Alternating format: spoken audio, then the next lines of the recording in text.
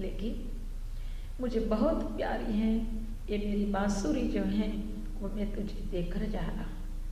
भगवान ने उस बांसुरी को कितना प्रेम किया था, वो मुरली, मुरली मनोहर कहा गया, वह मुरली भगवान ने राधा को दे दी। इसके बाद कभी भी भगवान ने मुरली नहीं बजाई है, क्योंकि इसके बाद भगवान का स्वरूप ही कुछ अलग है।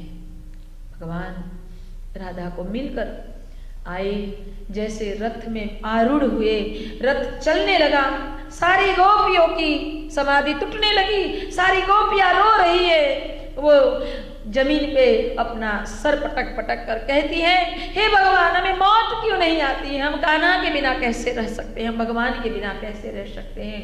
सारी गोपियां दौड़ती हैं रथ को पकड़ने के लिए, मत जाओ कान्हा मत जाओ। लेकिन भगवान जो काम करने आए हैं वो काम भी करना है।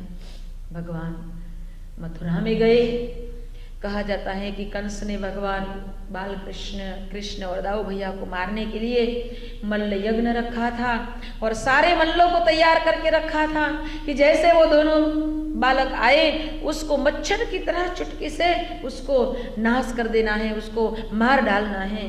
लेकिन ये तो भगवान है। पहले ही दरवाजे पर कहा जाते हैं कि भगवान ने गोकुल मथुरा की गलियों में जाते जाते धोबी से कपड़े ले लिए और धोबी का भी उद्धार किया, जो रामा अवतार में धोबी के कारण सीता माता को वनवास जाना पड़ा था। कुब्जा ने चंदन दिया तो कुब्जा को सुंदर शरीर दिया। माली ने भी अपना पुष्पमाला भगवान के गले में डाल दी। पहले दरवाजे पर जब भगवान और दाऊ भैया पहुंचते हैं तो कुलिया पीर नाम के हाथी को शराब पिला के तैयार रखा था कि जब दोनों बेटे आए उस हाथी को छोड़ देना चाहिए और वह हाथी से उन दोनों को मरवा डालना है। लेकिन ये तो भगवान थे। भगवान और दाऊ भैया ने ऐसा खेल खेला हाथी के साथ, जैसे एक मुक्का लगाया।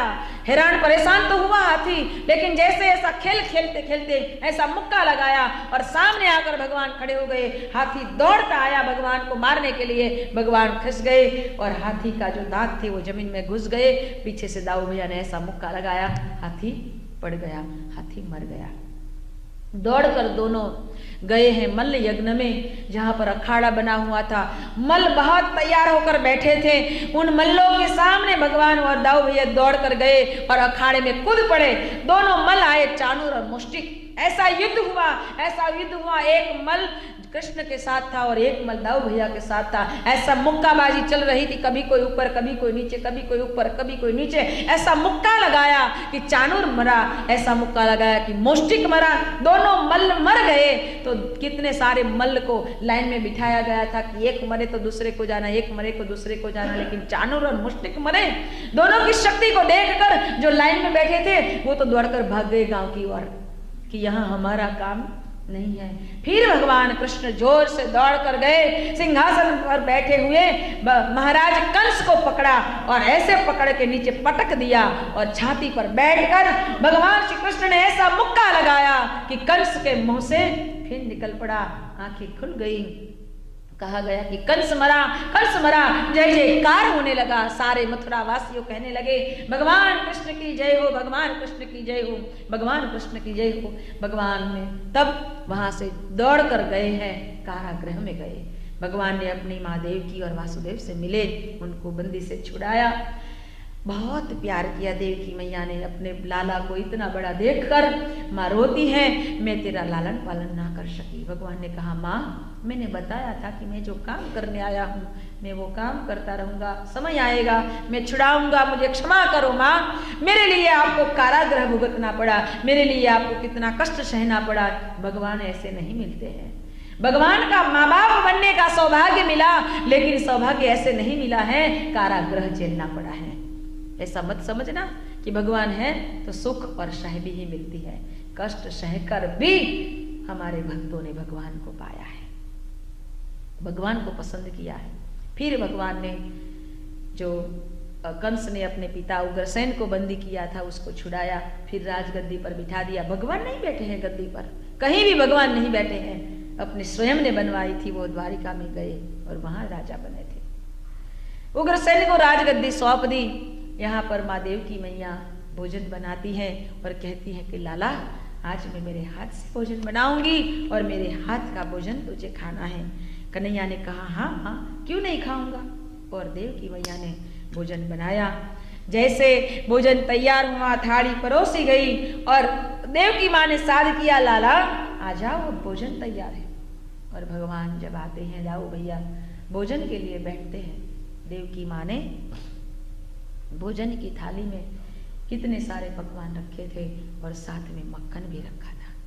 जैसे माखन देखा कन्हैया खड़ा हो गया और किला पर चढ़ गया।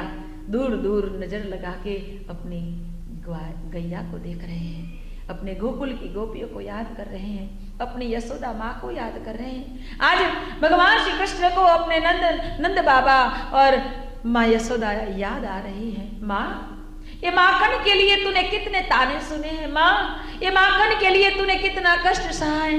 माँ माँ माँ कहकर कन्हैया रोता है। उद्धव जी कहता है अरे लाला ऐसे कोई पीछे छोड़कर आए इसके लिए रोता है कोई, चलो चलो खाना खा लो। तब भगवान कहता है जाओ उद्धव मेरी देवकी माँ को बोल दो कि माखन खिलाने का अधिकार मेरी यशोदा माँ का है, देवकी माँ का नहीं है। मेरी थाली में से माखन को निकाल दे। यह है भगवान का प्रेम, यह है भगवान का प्रेम। और भगवान आज रोए हैं अपने माँ बाप नंद बाबा और माँ यशोदा को याद करके। आज भगवान रोए अपने गोकुल को याद करके। और इस गोकुल की जो विरह व्यथा है वो भगवान के भीतर में कैसी उमड़ पड़ी है, इसको याद करके हमारे संतों ने कहा है नंद बाबा ने माता यशोदा जी सामरे ममता ने मूर्ति मारी रह गई गोकुल माँ। नंद बाबा ने माता यशोदा जी सामरे ममता ने